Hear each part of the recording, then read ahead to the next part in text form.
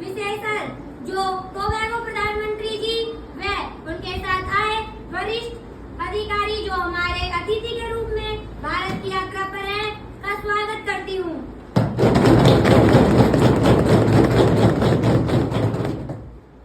यह प्रतिनिधिमंडल गत रविवार को भारत पहुंचा है। मैं इनकी सुखद व मंगलमय यात्रा की कामना करती हूँ। I hope this session will be fruitful now. New member will take on affirmation. Secretary General, please. जी महोदय, कुमारी हिमांशी जो पूर्वी दिल्ली क्षेत्र से निर्वाचन क्षेत्र से निर्वाचित हुई हैं, अब शपथ या प्रतिज्ञा करेंगी। कुमारी हिमांशी।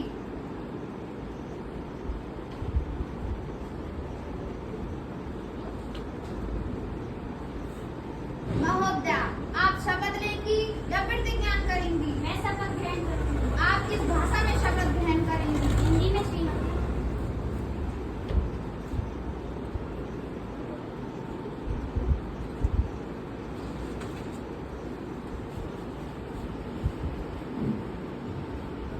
मैं कुमारी हिमांशी जो पूर्वी दिल्ली निर्वाचन क्षेत्र से युवा संसद की लोकसभा की सदस्य निर्वाचित हुई हूँ, ईश्वर की शपथ लेती हूँ कि मुख्य विधि द्वारा स्थापित भारत के संविधान के प्रति श्रद्धा और निष्ठा बनाए रखूंगी, देश की प्रभुसत्ता और एकता को बनाए रखूंगी तथा जिस पद को मैं ग्रहण करने वाली हूँ उसके कर्तव्यों का श्रद्धापूर्वक निर्वहन करूंगी।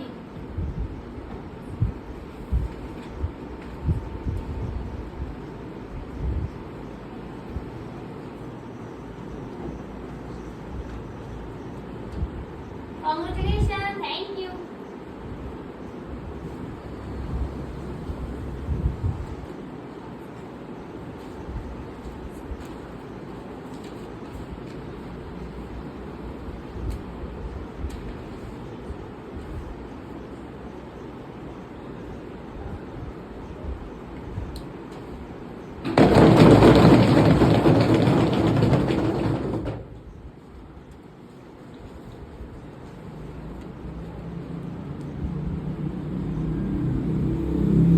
कुमारी संजना जो मध्य प्रदेश के भोपाल विधानसभा क्षेत्र से युवा सांसद निर्वाचित हुई हैं, अब शपथ या प्रतिज्ञा करेंगी। कुमारी संजना।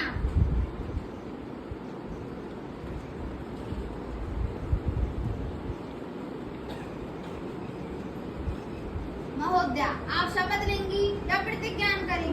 मैं शपथ ग्रहण करूंगी। आप किस भाषा में शपथ ग्रहण करेंगी? संस्कृत भाषा में ग्रहण करूंगी।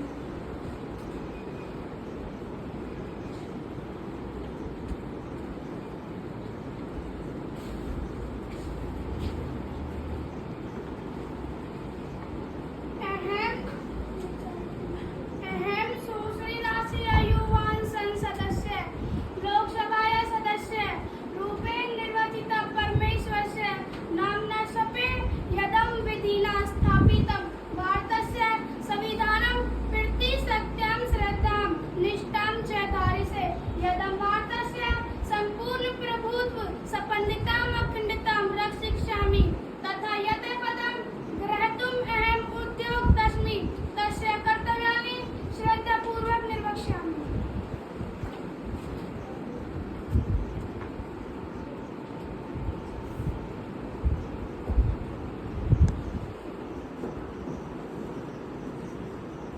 Congratulations, thank you.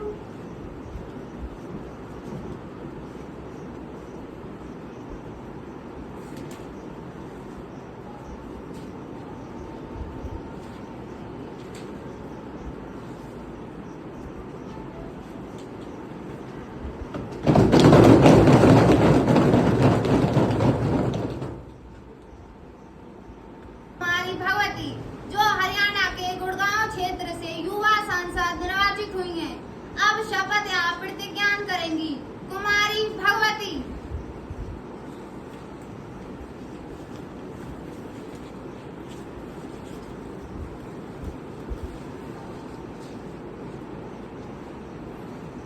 महोदया, आप शपथ लेंगी या प्रतिज्ञा करेंगी? महोदय, मैं शपथ ग्रहण करूंगी। आप किस भाषा में शपथ ग्रहण करेंगे? इंग्लिश में शुरू।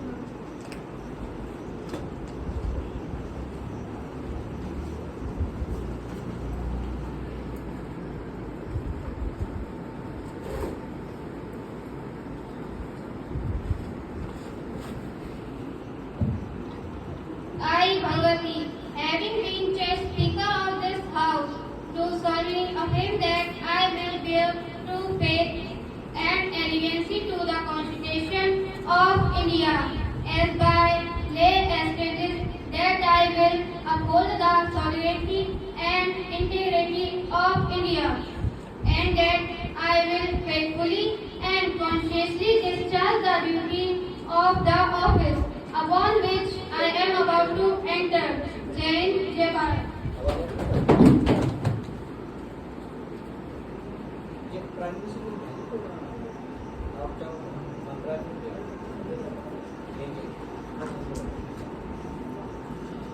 Congratulations. Thank you.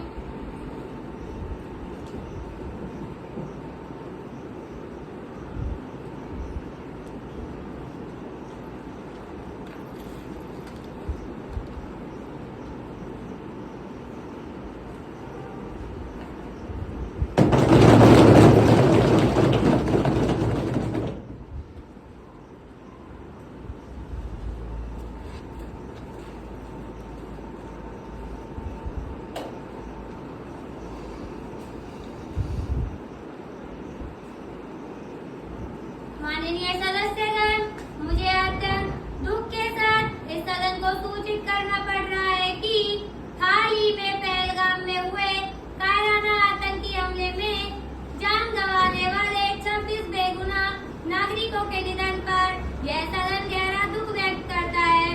यह हमला न केवल मानव जीवन पर एक क्रूर आघात है, बल्कि हमारे देश की शांति और सुरक्षा के प्रति एक चुनौती भी है। हम इस दुखद घड़ी में पीड़ित परिवारों के साथ एकजुटता से खड़े हैं और घायलों के शीघ्र स्वस्थ होने की कामना करते हैं। यह सदन संकल्प लेता है कि आतंकवाद के खिलाफ हमारी लड़ाई जारी रहेगी और ऐसे जघन्य कृत्यों को कभी सफल नहीं होने दिया जाएगा।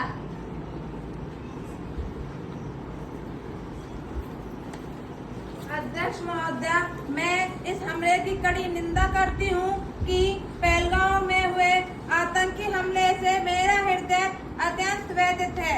हमने 26 अमूल्य जीवन खो दिए हैं। यह कायरतापूर्ण कार्य भारत के शांतिपूर्ण माहौल को बिगाड़ने की कोशिश करने वाले तत्वों की हताशा को दर्शाता है। मैं राष्ट्र को विश्वास दिलाना चाहती हूँ कि इस जघन्य कृत्य के पीछे जो भी है, उन्हें किसी भी कीमत पर बख्शा नहीं जाएगा। उन्हें न्याय के कटघरे में लाया जाएगा। अध्यक्ष महोदया, पहलगाम में हुए बर्बर आतंकी हमले से पूरा देश स्तब्ध और दुखी है। हम उन सभी परिवारों के प्रति गहरी संवेदना व्यक्त करते हैं जिन्होंने अपने प्रियजनों को खोया है। यह सिर्फ एक हमला नहीं, बल्कि हमारी राष्ट्रीय सुरक्षा पर एक गंभीर चुनौती है। सरकार को इस पर गहन विचार और कार्रवाई करनी होगी। इस दुख की घड़ी में पूरा राष्ट्र एकजुट है। आतंकवाद के खिलाफ लड़ाई में हम सब एक साथ खड़े हैं। हम मांग करते हैं कि सरकार इस मामले में त्वरित और निर्णायक कार्रवाई करे ताकि भविष्य में ऐसी घटनाओं को रोका जा सके। सदस्यगण शोक प्रकट करने के लिए कुछ क्षणों के लिए मौन खड़े होंगे।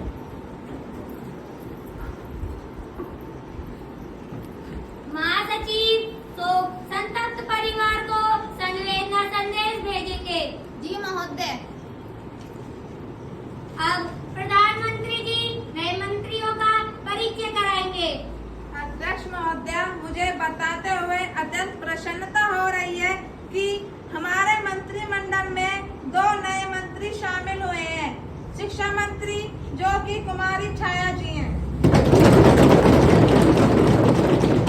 गृह मंत्री जो कि श्री रोहतास जी हैं।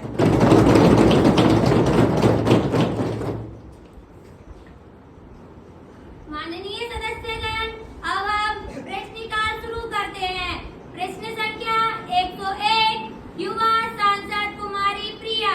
धन्यवाद अध्यक्ष महोदय जी। माननीय अध्यक्ष जी, मैं आपके माध्यम से सरकार से पूछना चाहती हूँ। अध्यक्ष जी, मेरा पहला प्रश्न ये है कि डिजिटल क्रांति और आर्टिफिशियल इंटेलिजेंस तथा ऑटोमेशन के बढ़ते प्रभाव में पारंपरिक नौकरियों में कमी आ रही है। श्रम और रोजगार मंत्रालय युवाओं के लिए पर्याप्त और गुणवत्तापूर्ण रोजगार के अवसर पैदा करने तथा उन्हें भविष्य के लिए तैयार करने हेतु क्या दीर्घकालीन अपना रहे हैं? अध्यक्ष जी, मेरा दूसरा प्रश्न यह है कि क्या सरकार गिग इकोनॉमी में काम करने वाले युवाओं के लिए सामाजिक सुरक्षा और उनके अधिकारों की रक्षा के लिए कोई विशेष योजना बना रही है? यदि हाँ, तो तत्संबंधी ब्यौरा क्या है? माननीय श्रम एवं रोजगार मंत्री जी। माननीय अध्यक्ष जी, मैं आपके माध्यम से अपने साथी और उनके सदन को बताना चाहता हूं कि हमारी सरकार डिजिटल इंडिया के माध्यम से देश को एक ज्ञान आधारित अर्थव्यवस्था में बदल रही है, जिससे नए रोजगार सृजित हो रहे हैं। हमने केवल आईटी क्षेत्र बल्कि विनिर्माण, सेवा क्षेत्र और स्टार्टअप इकोसिस्टम में डिजिटल समाधानों को बढ़ावा देकर रोजगार के नए अवसर पैदा कर रहे हैं। प्रश्न 1 का जवाब। अध्यक्ष जी, कौशल विकास के मोर्चे पर प्रधानमंत्री योजना के तहत युवाओं को data science, cloud computing, machine learning, robotics और ब्लॉकचेन जैसे उद्योग 4.0 संबंधित कौशलों में ट्रेंड किया जा रहा है।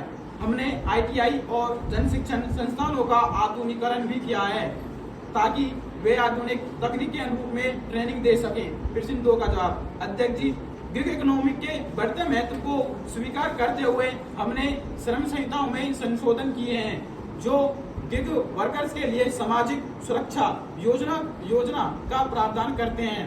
हमने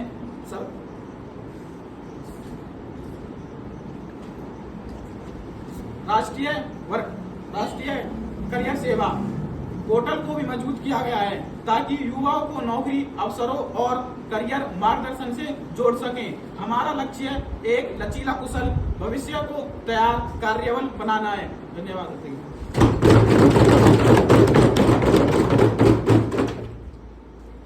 प्रश्न संख्या 102, युवा सांसद कुमारी बबीता। धन्यवाद अध्यक्ष महोदय जी। अध्यक्ष जी, मैं आपके माध्यम से कृषि मंत्री जी से पूछना चाहती हूँ। माननीय कृषि मंत्री जी, देश में युवाओं का एक बड़ा वर्ग आज भी कृषि क्षेत्र में रोजगार की तलाश में है। डिजिटल युग में जब शहरी क्षेत्रों में आईटी और सेवा क्षेत्र में अवसर बढ़ रहे हैं, ग्रामीण युवा अभी भी कृषि में सीमित अवसरों का सामना कर रहे हैं। अध्यक्ष जी, मेरा पहला प्रश्न यह है कि कृषि क्षेत्र में डिजिटल नवाचार जैसे ड्रोन, आईओटी, एआई को बढ़ावा देने के लिए सरकार क्या कदम उठा रही है ताकि यह युवाओं के लिए अधिक आकर्षक और लाभदायक बन सके? अध्यक्ष जी, मेरा दूसरा प्रश्न यह है कि ग्रामीण युवाओं को डिजिटल कृषि कौशल जैसे प्रिसीजन फार्मिंग, आई मार्केटिंग तकनीकी स्टार्टअप में प्रशिक्षित करने के लिए कौन कौन सी विशेष योजनाएं चलाई जा रही है? धन्यवाद अध्यक्ष। माननीय कृषि मंत्री जी। धन्यवाद अध्यक्ष महोदय। मैं आपके माध्यम से अपने साथी और उनके संसद को यह बताना चाहता हूं कि कृषि क्षेत्र देश की अर्थव्यवस्था का आधार है और यह ग्रामीण युवाओं के भविष्य से सीधा जुड़ा है। हमारी सरकार डिजिटल कृषि के माध्यम से कृषि के क्षेत्र में एक बहुत बड़ा परिवर्तन लाने के लिए प्रतिबद्ध है ताकि यह युवाओं के लिए एक आकर्षक और लाभकारी बन सके। अध्यक्ष महोदय, प्रश्न 1 का जवाब कुछ इस प्रकार है। हम डिजिटल कृषि मिशन पर काम कर रहे हैं जिसका उद्देश्य युवा को डिजिटल रूप से सशक्त बनाना और कृषि मूल्य श्रृंखला में निर्णय लेने की प्रक्रिया में सुधार करना है और इसके तहत कृषि ड्रोन्स के उपयोग को भी बढ़ावा दिया जा रहा है। इन ड्रोन्स के माध्यम से फसल स्वास्थ्य की निगरानी, कीटनाशकों का छिड़काव और भूमि सर्वेक्षण जैसे कार्यों में बहुत ही बेहद आसानी होगी और यह युवाओं के लिए एक नया करियर विकल्प भी प्रदान कर रहा है। अध्यक्ष, हमने इंटरनेट ऑफ थिंग्स और आर्टिफिशियल इंटेलिजेंस जैसी तकनीकों को कृषि में एकीकृत करने के लिए विभिन्न पायलट परियोजनाएं शुरू की है, जैसे मौसम आधारित फसल सलाह, मौसम और मिट्टी स्वास्थ्य कार्ड का डिजिटीकरण और इनाम जैसे प्लेटफॉर्मों का विस्तार, जो किसानों को बेहतर मूल्य दिलाने में मदद करेंगे। यह सभी नवाचार कृषि को अधिक कुशल और आकर्षक बनाएंगे। अध्यक्ष महोदय, प्रश्न 2 का जवाब कुछ इस प्रकार है। ग्रामीण युवाओं को भविष्य की कृषि के लिए तैयार करने हेतु हमने कृषि विज्ञान केंद्रों, कृषि विश्वविद्यालयों के माध्यम से डिजिटल मार्केटिंग, प्रिसिजन फार्मिंग और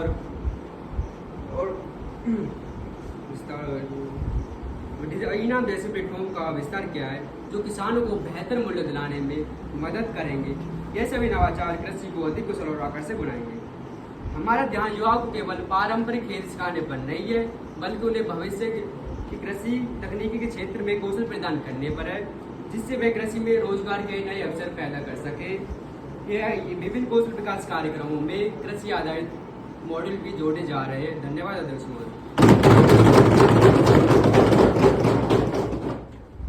प्रश्न संख्या 103 युवा सांसद कुमारी पायल।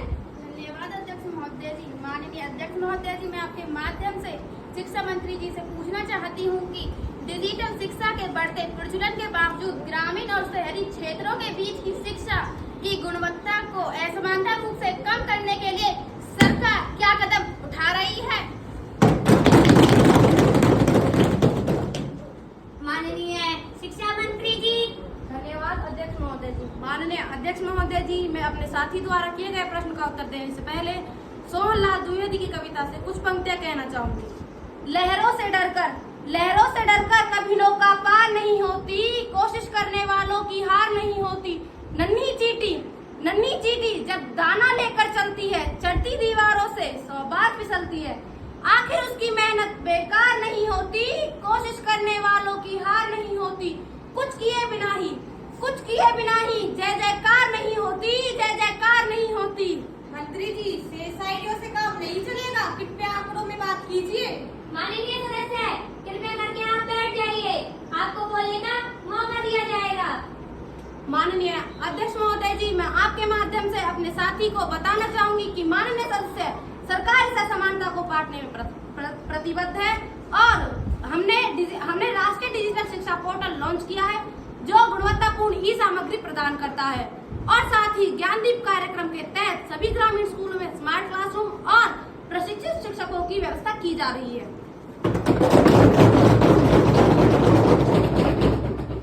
अध्यक्ष महोदय जी, क्या मुझे शिक्षा मंत्री जी से अनुपूरक प्रश्न पूछने की अनुमति है? अनुमति है। माननीय शिक्षा मंत्री जी, आपके उत्तर से यह स्पष्ट नहीं होता कि इन योजनाओं की पहुंच दूर दराज के क्षेत्रों तक कितनी है। क्या इंटरनेट कनेक्टिविटी की समस्या को सुलझाया जा रहा है? क्योंकि बिना इंटरनेट के यह टैबलेट और प्रोडक्ट बेकार हैं। माननीय अध्यक्ष महोदय जी, मैं आपके माध्यम से अपने साथी को बताना चाहती हूँ कि माननीय सदस्य, यह एक वैध चिंता है। हमने भारत नेट परियोजना के तहत ग्रामीण स्कूलों में हाई स्पीड से इंटरनेट पहुंचाने का काम तेज किया है और विशेषकर दूर दराज के स्कूलों में सैटेलाइट इंटरनेट कनेक्टिविटी पर भी विचार कर रहे हैं। हमारा लक्ष्य है 2026 तक देश के हर स्कूल में डिजिटल शिक्षा पहुंच जाए। धन्यवाद अध्यक्ष महोदय। प्रश्न संख्या 104 युवा सांसद कुमारी मनीषा। धन्यवाद अध्यक्ष महोदय जी। मैं आपके माध्यम से माननीय कौशल विकास और उद्यमिता मंत्री जी से प्रश्न पूछना चाहती हूँ। युवाओं के लिए भविष्य के रोजगारों को अनुरूप कौशल विकास पाठ्यक्रमों को बढ़ावा देने के लिए सरकार की क्या योजनाएं हैं, विशेषकर AI और डेटा साइंस जैसे क्षेत्रों में?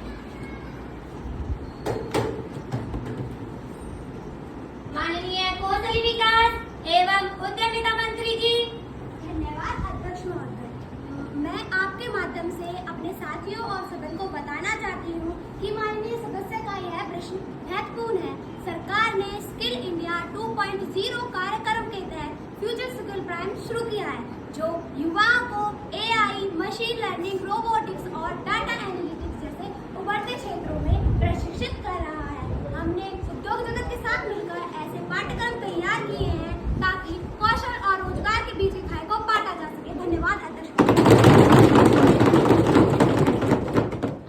महोदय जी, क्या मुझे कौशल विकास और उद्यमिता मंत्री जी से अनुपूरक प्रश्न पूछने की अनुमति है?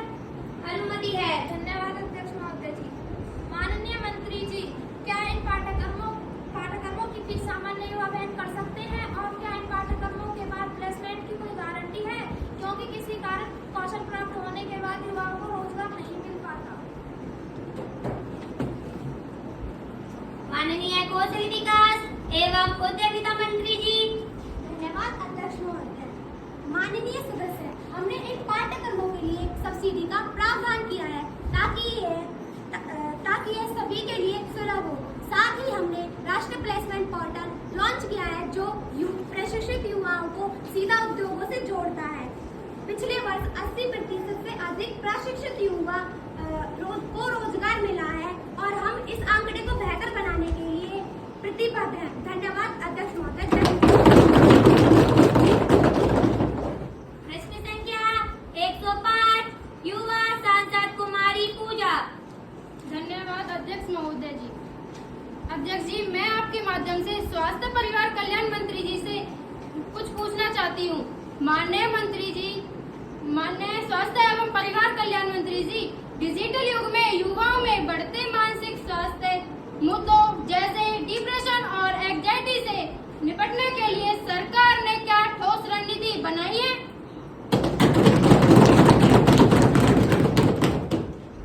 माननीय कौशल विकास एवं परिवार कल्याण मंत्री जी। धन्यवाद अध्यक्ष महोदय।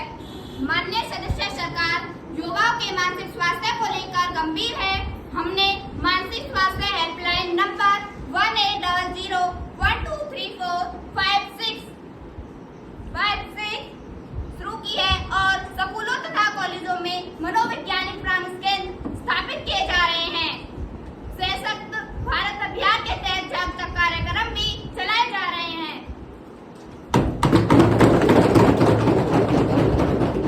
माननीय अध्यक्ष जी, क्या मुझे स्वास्थ्य परिवार कल्याण मंत्री जी से अनुपूरक प्रश्न पूछने की अनुमति है? अनुमति है। धन्यवाद अध्यक्ष महोदय जी। माननीय मंत्री जी, क्या इन हेल्पलाइन और केंद्रों पर पर्याप्त संख्या में प्रशिक्षित पेशेवर मनोवैज्ञानिक परामर्शदाता उपलब्ध हैं? क्या इन सेवाओं की गोपनीयता सुनिश्चित की जा रही है? क्योंकि युवा अक्सर अपनी पहचान उजागर करने के डर से मदद नहीं ले पाते। माननीय स्वास्थ्य एवं परिवार कल्याण मंत्री जी।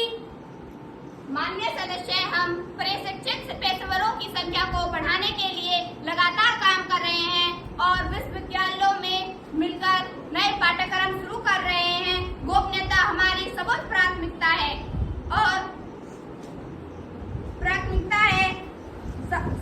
सभी परामर्शदाताओं को सख्त गोपनीयता प्रोटोकॉल का पालन करना अनिवार्य है। हमने ऐसी प्रणालियां विकसित की हैं जो उपयोगकर्ता की पहचान को सुरक्षित रख सके।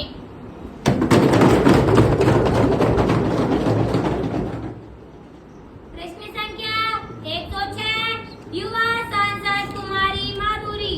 धन्यवाद अध्यक्ष महोदय। माननीय अध्यक्ष जी, जैसा कि आपको विदित है कि खेल के क्षेत्र में ई स्पोर्ट और गेमिंग के बढ़ते चलन को देखते हुए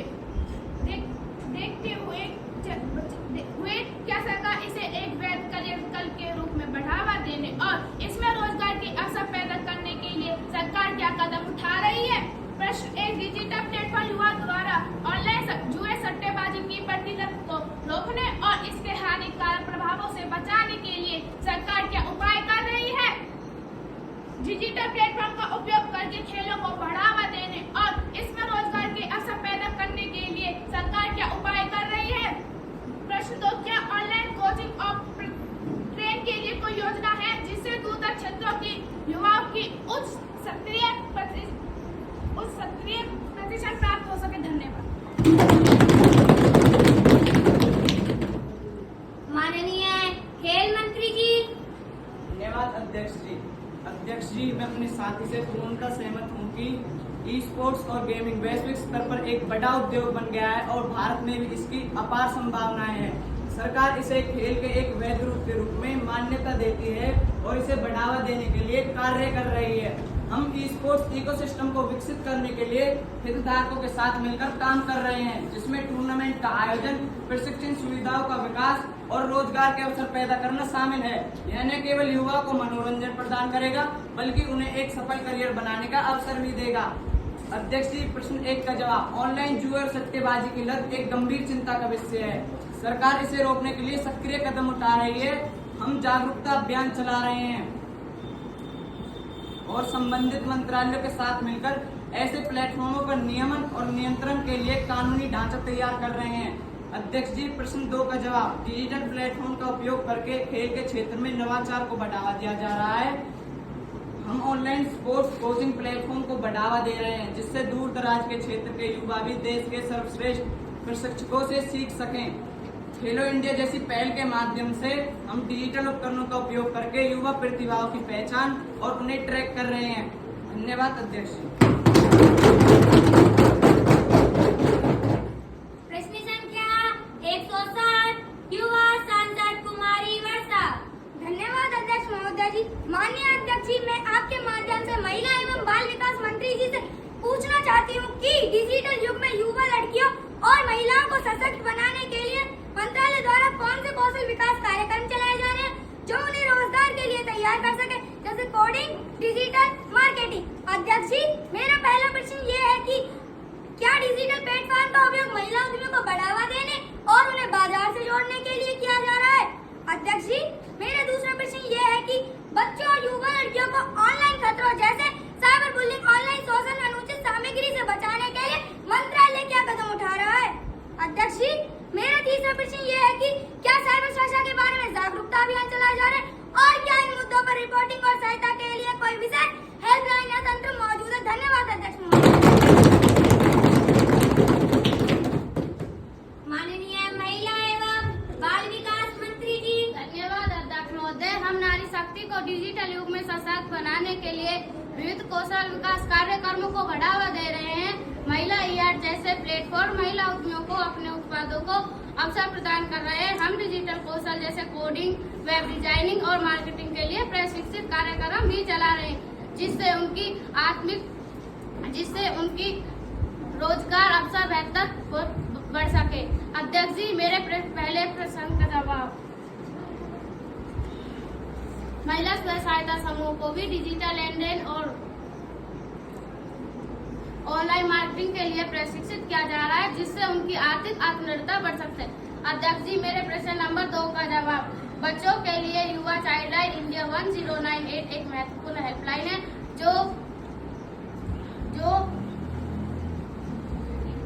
जो मंत्रालय साइबर और अपराधों शोषण के खिलाफ कड़े कदम उठा रहे हैं।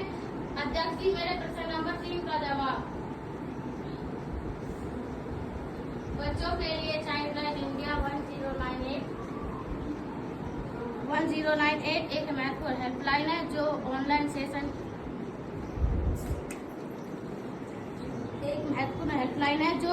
उत्पीड़ित सहित किसी भी दुर्व्यवहार की रिपोर्ट करने और सहायता प्राप्त करने के लिए 24 घंटों 7 दिन उपलब्ध है। धन्यवाद। माननीय सदस्यगण, प्रश्नकाल समाप्त होता है।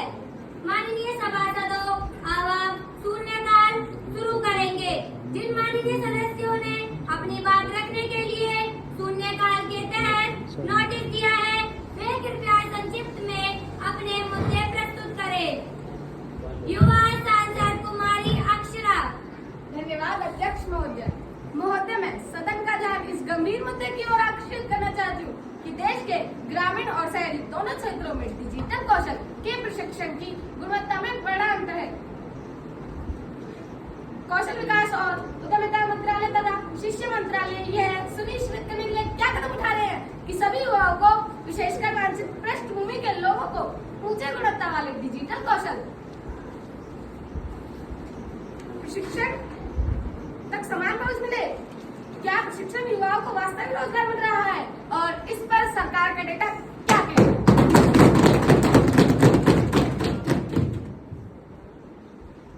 माननीय कौशल विकास एवं उद्यमिता मंत्री जी, समस्या को संज्ञान में लेते हुए उचित कार्यवाही करें। जी महोदय। युवा सांसद कुमारी वर्षा। धन्यवाद अध्यक्ष महोदय। मैं सदन का ध्यान इस गंभीर मुद्दे की ओर आकर्षित करना चाहती हूँ कि डिजिटल युग में हमारी शिक्षा प्रणाली आज भी पुराने ढारे पर चल रही है।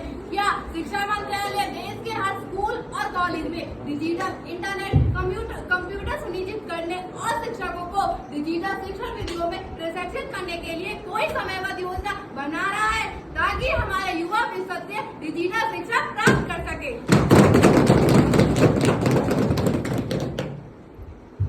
माननीय शिक्षा मंत्री जी, समस्या को संज्ञान में लेते हुए उचित कार्रवाई करें। जी महोदय। माननीय युवा सांसद विशाल। धन्यवाद अध्यक्ष जी। अध्यक्ष महोदय, मैं सरकार के उस कार्य प्रयास की सराहना करना चाहता हूँ जिसमें ग्रामीण क्षेत्रों में डिजिटल शिक्षा को बढ़ावा देने के लिए निःशुल्क टैबलेट और इंटरनेट कनेक्टिविटी प्रदान की जा रही है। यह पहल डिजिटल बैग को कम करने में महत्वपूर्ण भूमिका निभा रही है।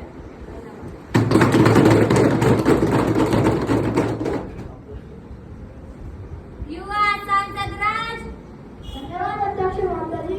माननीय अध्यक्ष, मेरा प्रश्न यह है कि क्या सरकार आर्टिफिशियल इंटेलिजेंस एआई के कारण होने वाले संभावित रोजगार विस्तार करने के कोई योजना बना रही है? लाखों युवा भविष्य में नौकरी खोने के डर से चिंतित है। धन्यवाद अध्यक्ष महोदय। माननीय सदस्यों द्वारा उठाए गए महत्वपूर्ण मुद्दों को नोट कर लिया गया है। संबंधित मंत्रालय इन पर संज्ञान लेंगे। अब कुमारी अंजलि कार्य रोको प्रस्ताव पर अपने विचार रखेंगी। कुमारी अंजलि। धन्यवाद अध्यक्ष महोदय। माननीय अध्यक्ष जी, मैं इस देश के अंदर पनप रहे डिजिटल माध्यमों से युवाओं के बीच तेजी से फैल रही है साइबर बुलिंग और ऑनलाइन उत्पीड़न की घटनाओं पर विचार रखने के लिए काम रोको प्रस्ताव लाना चाहती हूँ।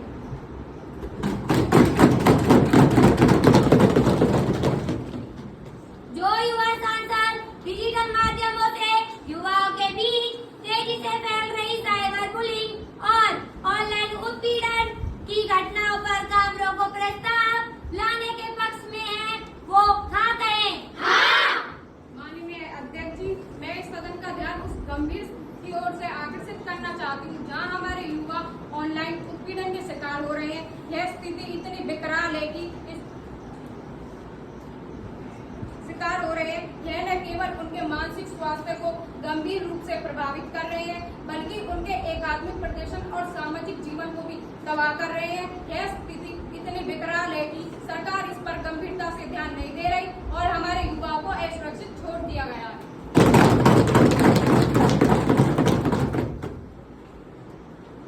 माननीय प्रधानमंत्री जी। माननीय अध्यक्ष महोदय, मैं इस कार्य रोको प्रस्ताव का कड़ा विरोध करती हूँ कि माननीय सदस्य जिस मुद्दे को उठा रहे हैं वह निश्चित रूप से महत्वपूर्ण है, लेकिन वह इतना तात्कालिक या गंभीर नहीं है कि सदन की कार्रवाई को रोका जाए। मैं सरकार इस मुद्दे पर पूरी तरह से जागरूक है और इसे रोकने के लिए साइबर क्राइम सेल और जागरूकता अभियान लगातार काम कर रहे हैं। यह केवल सदन का समय बर्बाद करने का एक प्रयास है।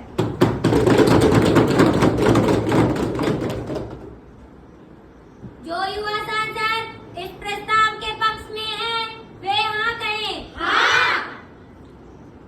जो युवा सांसद इस प्रस्ताव के विरुद्ध है, ना कहें। ना।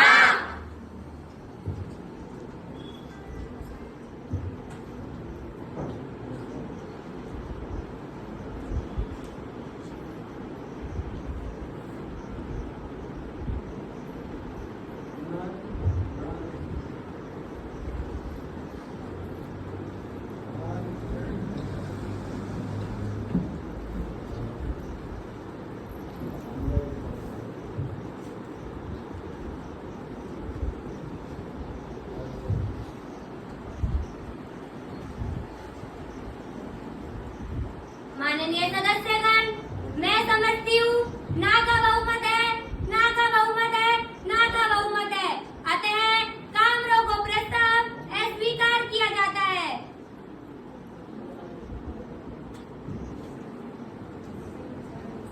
कृपया सभी सदस्यगण सदन की मर्यादा को बनाए रखें।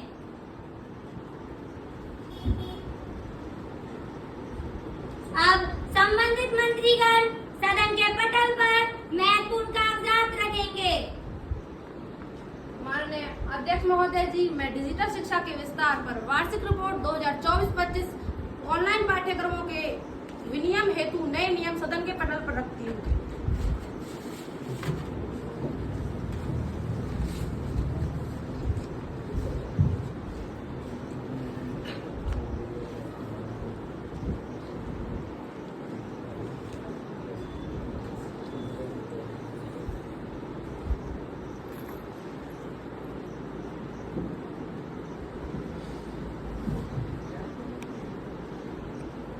माननीय अध्यक्ष महोदय, मैं फ्यूचर स्किल प्राइम कार्यक्रमों की प्रगति रिपोर्ट और युवा स्टार्टअप को प्रोत्साहन हेतु नई नीतियों का विवरण पटल पर रखती हूँ।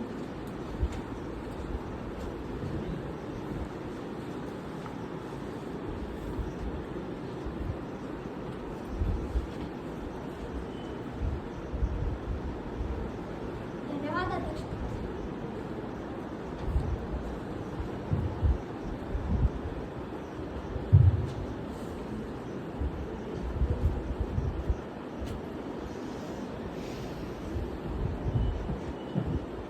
माननीय अध्यक्ष महोदय जी, मैं युवा मानसिक स्वास्थ्य पर राष्ट्रीय सर्वेक्षण रिपोर्ट और साइबर बुलिंग के प्रभावों पर के सदन के पटल पर रखती हूँ। धन्यवाद।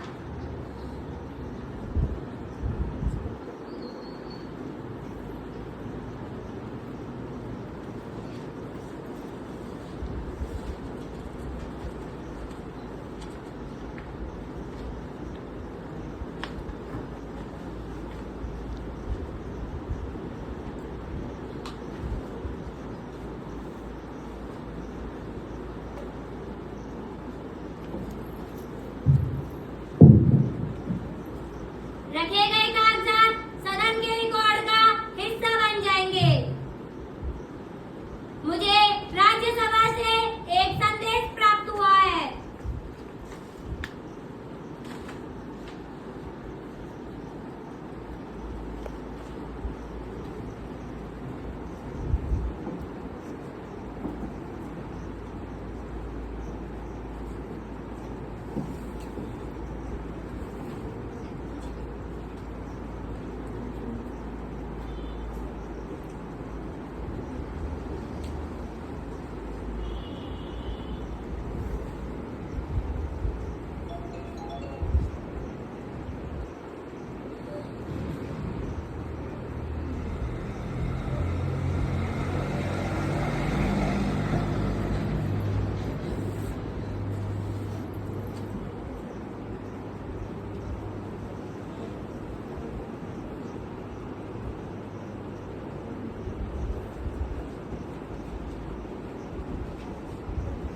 माननीय सदस्यगण, मुझे यह सूचित करते हुए प्रसन्नता हो रही है कि राज्यसभा ने युवा डिजिटल सशक्तिकरण प्रोत्साहन विधेयक 2025 को बिना किसी संशोधन के पारित कर दिया है।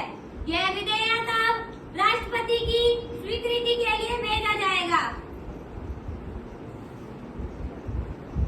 माननीय सदस्य कुमारी रजनी द्वारा दिया गया ध्यान आकर्षण प्रस्ताव प्रस्तुत किया जाएगा। धन्यवाद अध्यक्ष महोदय। माननीय अध्यक्ष महोदय, मैं सरकार का ध्यान देश भर में ऑनलाइन शिक्षा के नाम पर चल रही फर्जी डिग्रियां और प्रमाण पत्रों के बढ़ते रिकॉर्ड की ओर आकर्षित करना चाहती हूँ। यह न केवल युवाओं के भविष्य के साथ खिलवाड़ है, बल्कि हमारी शिक्षा प्रणाली की विश्वसनीयता पर भी सवाल निशान लगता है। मैं संबंधित मंत्रियों से इस पर तत्काल जवाब और सरकार द्वारा उठाए जा रहे कदमों की जानकारी चाहती हूँ। धन्यवाद अध्यक्ष महोदय। माननीय शिक्षा मंत्री जी। धन्यवाद अध्यक्ष महोदय जी। माननीय अध्यक्ष महोदय जी, मैं आपके माध्यम से अपने साथी को बताना चाहती हूँ कि उनके द्वारा उठाया गया विषय अत्यंत गंभीर है और सरकार इसे पूरी गंभीरता से ले रही है। इस तरह के धोखाधड़ी वाले संस्थानों के खिलाफ सख्त कार्यवाही के आदेश दे दिए गए हैं। हम इस और देश के और भारतीय शिक्षा नियामक प्राधिकरण को इस मामले की जांच सौंपी है। हम इसमें और जिम्मेदार लोगों को बख्शा नहीं जाएगा। हम भविष्य में ऐसी घटनाओं को रोकने के लिए हमने सभी इंटरनेट डिग्री प्रदाताओं के लिए डिजिटल डिग्री सत्यापन प्रणाली को अनिवार्य कर दिया है। युवाओं का भविष्य हमारी सर्वोच्च प्राथमिकता है। धन्यवाद अध्यक्ष महोदय। युवा सांसद कुमारी प्रिया। धन्यवाद अध्यक्ष महोदय। माननीय मंत्री जी, इस तरह की धोखाधड़ी बार बार क्यों हो रही है? क्या सरकार के पास इन फर्जी संस्थानों पर निगरानी करने के लिए पर्याप्त तंत्र नहीं है? क्या आपकी नीतियाँ इतनी कमजोर है कि अपराधियों को फायदे उठाने का मौका मिलता है?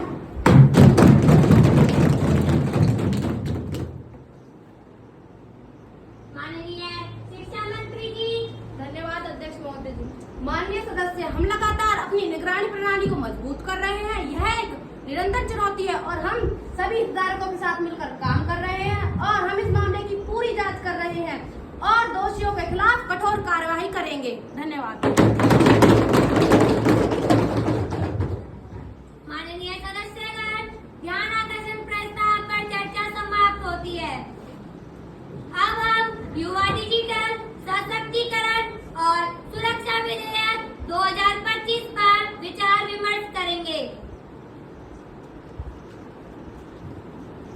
माननीय सूचना प्रौद्योगिकी मंत्री कुमारी संजना जी, कृपया युवा डिजिटल सशक्तिकरण और सुरक्षा विधेयक 2025 प्रस्तुत करें। धन्यवाद महोदय जी। माननीय अध्यक्ष महोदय, मैं युवा डिजिटल सशक्तिकरण और सुरक्षा विधेयक 2025 प्रस्तुत करती हूँ। यह विधेयक डिजिटल युग में युवाओं के भविष्य को सुरक्षित और उज्जवल बनाएगा। इसके मुख्य उद्देश्य है ऑनलाइन शिक्षा के लिए सुरक्षित मंच प्रदान करना, साइबर बुलिंग और ऑनलाइन धोखाधड़ी से युवाओं की रक्षा करना तथा डिजिटल साक्षरता को बढ़ावा देना। मुझे विश्वास है कि हमारे युवाओं के भविष्य को सुरक्षित और उज्जवल बनाएगा। विधेयक का प्रथम वाचन पूरा हुआ। इस विधेयक पर सदन में कल चर्चा की जाएगी। माननीय सदस्यगण, अब विधेयक के द्वितीय वाचन पर चर्चा होगी। माननीय सदस्यगण, विधेयक के सामान्य सिद्धांतों और उपबंधों पर अपने विचार प्रस्तुत करें। धन्यवाद अध्यक्ष महोदय। माननीय अध्यक्ष महोदय, मैं इस विधेयक का स्वागत करती हूँ, लेकिन इसमें कुछ महत्वपूर्ण कमियां हैं। विधेयक ऑनलाइन मंचों की जवाबदेही को स्पष्ट रूप से परिभाषित नहीं करता है, जिसमें कहा गया है ये सभी ऑनलाइन प्लेटफॉर्मों को अपने उपयोगकर्ताओं की सुरक्षा के लिए एक स्वतंत्र शिकायत निर्माण करना यंत्र स्थापित करना अनिवार्य होगा, जिस पर समयबद्ध तरीके से कार्रवाई की जाएगी। वर्तमान विधेयक में प्रावधान पर्याप्त मजबूत नहीं है। साथ ही विधेयक में माता पिता की भूमिका को स्पष्ट करने की आवश्यकता है।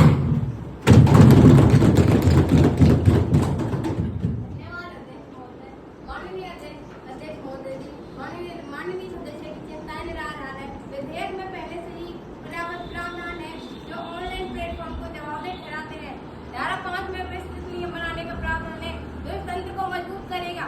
यह विधेयक दूरदर्शी है और युवाओं की हर जरूरत को पूरा करता है। संशोधन की कोई आवश्यकता नहीं है।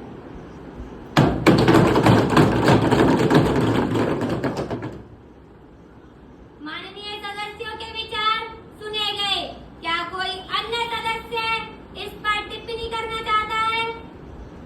माननीय अध्यक्ष महोदय, मैं माननीय सदस्य द्वारा उठाए गए सभी बिंदुओं को ध्यानपूर्वक सुन रही थी। मैं विश्वास दिलाती हूँ कि सरकार रचनात्मक सुझावों पर विचार करेगी। जहाँ तक संशोधन का सवाल है, मुझे लगता है कि विधेयक में पहले से ही पर्याप्त लचीलापन है ताकि भविष्य में आने वाली चुनौतियों से निपटा जा सके।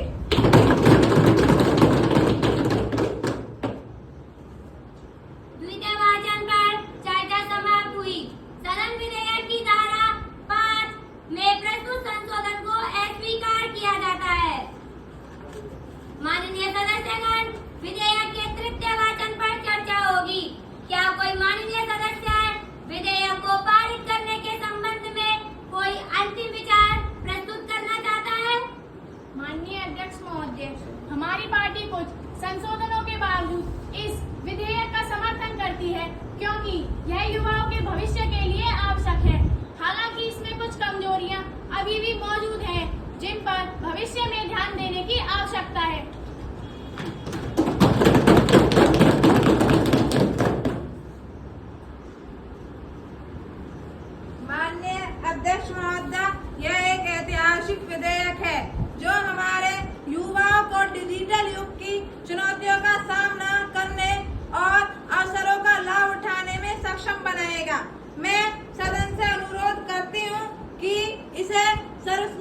विधेयक पारित किया जाए।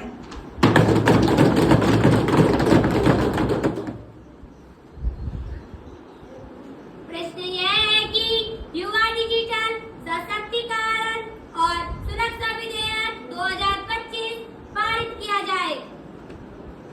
जो माननीय सदस्य प्रस्ताव के पक्ष में हैं, वो हाँ कहें। हाँ।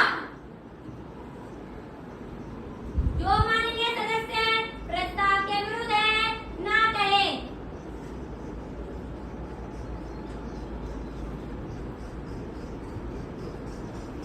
मुझे लगता है कि हाँ वालों का बहुमत है। प्रस्ताव स्वीकृत हुआ। युवा डिजिटल सशक्तिकरण और सुरक्षा विधेयक 2025 पारित किया गया। विधेयक अब राज्यसभा को भेजा जाएगा।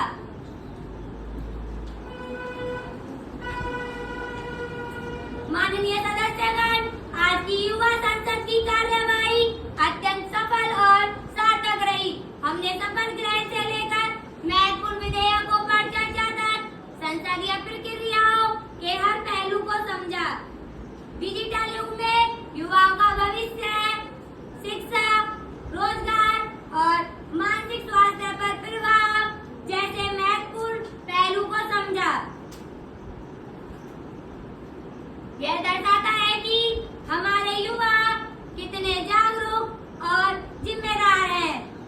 मैं सभी माननीय सदस्यों को उनकी सक्रिय भागीदारी और ज्ञानवर्धक बहस और संसदीय मर्यादा बनाए रखने के लिए हार्दिक धन्यवाद देती हूँ।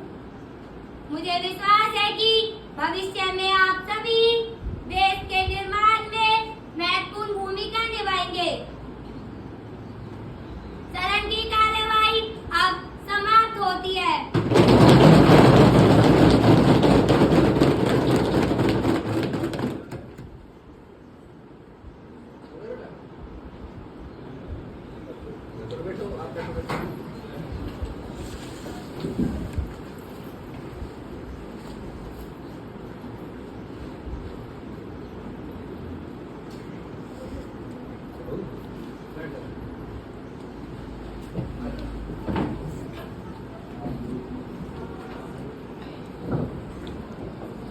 पहले तो